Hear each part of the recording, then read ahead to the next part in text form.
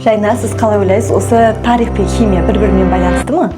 Әрине, өйткені химияның басталуы ол алхимиядан басталған, ал алхимия ол тарихи құбылыс. Дұрыс.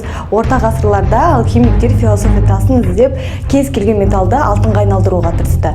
Ал негізінде олар осылайша негізгі химияның дамуына бағыт берді. Дәл солай олардың тәжірибелері химияның негізін қалады.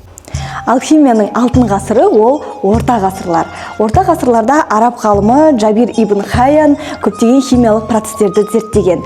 Ол өзінің әдістерінде фильтрация, дистилляция әдістерін көп қолданған. Қызық, қазіргі зертханаларда осы әдістер әліге дейін қолданылады. Фильтрацияның мысалы сіздер не екенін білесіздер, ал дистилляция дегеніміз ол жоғарғы температураларда сұйықтықтарды қайнатып, олардың қайнау температурасына байланысты бөліп алуды айтады екенбіз.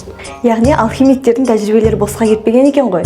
Бірақ химия ол тек зертханада дамыған жоқ, ол тарихи оқиғаларға да әсер етті. Мысалы, нитроглицериннің пайда болуы, яғни динамиттің ол соғыс тактикаларына өте үлкен әсерін білдірген фактор болды.